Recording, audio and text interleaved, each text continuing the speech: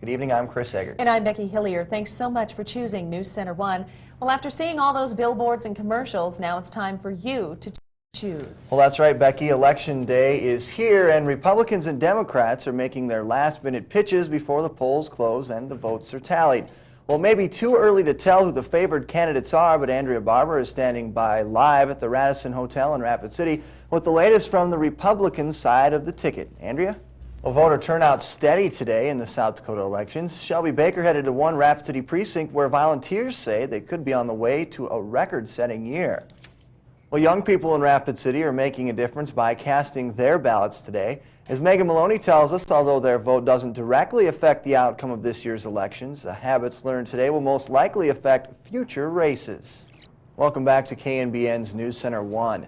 Authorities say shortly before 5 p.m. last night, a masked man armed with a black revolver robbed the Rapid Cash and Insurance check cashing business on Haynes Avenue in Rapid City. According to police reports, the suspect is described as a medium-build white male wearing a mask and standing 5'5" tall. He apparently took an undisclosed amount of cash. Now, this is the city's 9th armed robbery this year and the 5th where a robber wore a mask in the holdups. Police aren't yet certain if the robberies are somehow connected. South Dakota farmers should be seeing the money from the emergency agricultural aid package in the next week. Most ag producers who have contracts with the Farm Service Agency will automatically get part of the initial $81 million in aid. There are 48,000 contracts in the state. Those folks will get a payment equal to about 50% of their 1998 amounts. The next part of the aid package, however, will be harder to figure, and producers will have to sign up for that program. That process is expected to take until March to finish. Travelers in South Dakota now have several numbers to call for road reports. Highway Patrol opened phone lines on Sunday. The numbers operate around the clock and are updated 3 times a day as road conditions change. Callers must have a touch-tone telephone and will be instructed to choose which area of the state they're calling about. Now, the number for the Black Hills area right here in Rapid City is 605-394-2255. Well, the race for the U.S. Senate seat in South Dakota is heating up with controversy surrounding each other's ads. Incumbent Democratic Senator Tom Daschle and the challenger, Republican Ron Schmidt, have been turning the airwaves into a battleground of allegations. Jill Westbrook tells us tonight that mudslinging might be an understatement when it comes to this very important race. Welcome back to News Center 1. Well, if your little monsters are looking for a Halloween thrill, they can expect a few scares at the South Dakota School of Mines and Technology. The college is hosting a haunted house for children ages 12 and under. Students with the group tonight have decorated the old gym on campus so kids can have the chance to wander through a maze full of spookiness. We started it 2 years ago, and we did it we wanted to have more to do with the community, and this was a good way to do it. And plus, it's a decent little fundraiser, gets us a little extra money. Candy will be provided, and organizers are asking for a $1 donation. The haunted house will be open to kids tomorrow from 5 until 9. Well, playing dress-up on the last day of school before Halloween combined with lessons in history and English today at North Middle School in Rapid City. Shelby Baker was there as the students took a journey back in time. This year, Becky and I came dressed as news anchors. Well, children who plan to trick-or-treat near construction sites are advised to be on the lookout for potential dangers. West Boulevard from Quincy Street to South Street in Rapid City is one area youngsters should be particularly careful in. Some of the dangers include incomplete street lighting, construction materials, and areas of bare dirt and mud. The Rapid City Public Works Department recommends that parents and children seek other areas to visit for trick-or-treating. Welcome back to KNBN's News Center 1. Tuesday's elections are to politics what the Super Bowl is to sports. And behind every senator, representative, or state legislative candidate, there were people working behind the scenes lobbying for the public for support. Well, tonight in Faces in the Crowd, we talk with a Black Hills woman who's dedicated her life to her party, her family, and her career. Election night electricity. Weeks, months, years of hard work, all for one night. This is the environment where Democrat Judy Olson thrives. Briefly. Some might call her crazy, a Democrat in Pennington County, but she's a strong voice in a basically Republican crowd.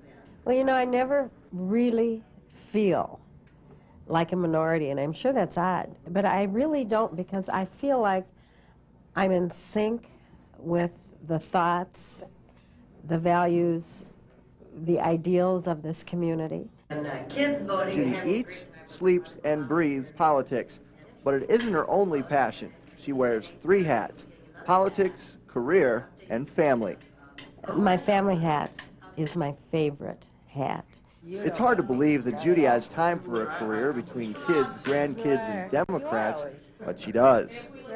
I'm a believer in the whole concept of lifelong learning and community education, and probably forever, whatever I do in education, and I'm sure I'll always be doing something, it will be to promote a community of learners. Democrat, Republican, whatever. This lady has her priorities straight, and in a political year of sex scandals and mudslinging, Judy Olson is keeping it clean. Olson is currently employed at the Rapid City Career Learning Center. She's been involved in education either directly or indirectly for most of her life. McGuire hit his 49th, did they say? This morning, Richard, Gwen, and Harold Fenhouse said goodbye to Rapid City and the realities of brain cancer for a once-in-a-lifetime trip to Atlanta, provided by the Children's Miracle Network. Richard's wish will include, among other things, a chance to get up close and personal with his baseball heroes from the Braves. I'll get to go down on the field and meet all the players and get a... I asked for a signed Greg Maddux jersey, so hopefully I'll get that. And get autographs and just meet the team. And then Friday night go to the baseball game. In the past several months, Richard has endured what most of us cannot imagine, including 52 days of radiation therapy. But apparently there's light at the end of the tunnel as Richard received a clean bill of health at his last checkup. Went back for an MRI and it said the tumor was dead. It showed it was dead. And what they think they're seeing now is just scar tissue. While spending time in Minneapolis battling his tumor, Richard received some house calls from some heavy hitters in the baseball world, including Kirby Puckett, who also gave Richard an autographed bat. Tony Oliva also stopped by, accompanied with Senior Smoke, Juan Berenguer. No doubt it was a thrill for Richard to meet those baseball greats, but perhaps the most important visitors were his friends and family. People have been beside Richard every step of the way and who will continue to help him as he battles cancer.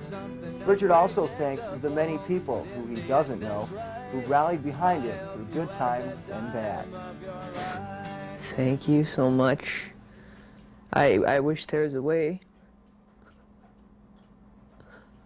that I could repay these people and whatnot, but I don't think there is. I just like to say thank you to everybody who has supported us, and me, and my friends, and their parents and whatnot, and just everybody. I just thank them. No, thank you, Richard Fenhouse. Thank you for showing us in this world of petty problems what's really important. It's something unpredictable, but in the end is right. I hope you had the time of your life. I've just been a cowboy all my life. That's about it, I guess.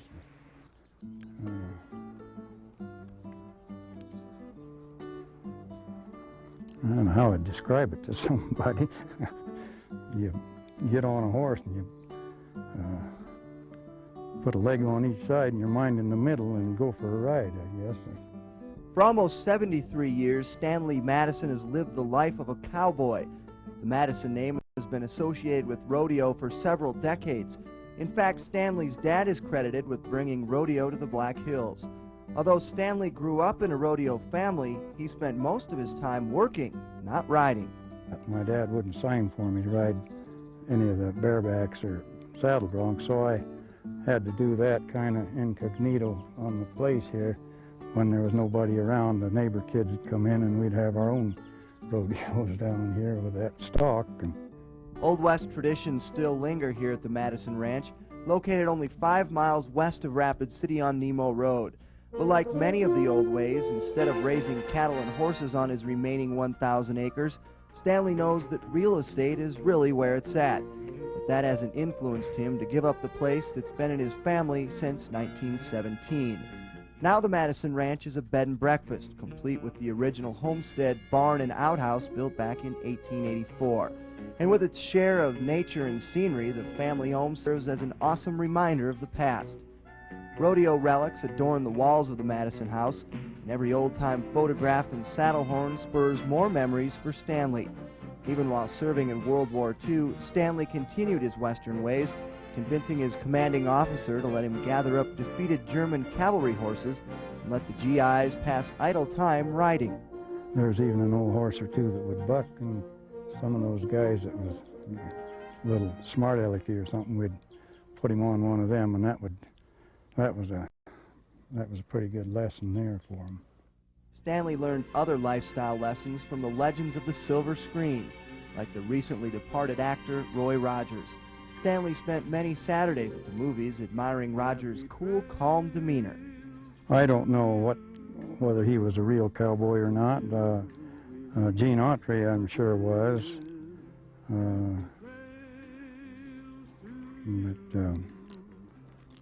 Well, the guy liked to see him shooting up the bad guys or whatever and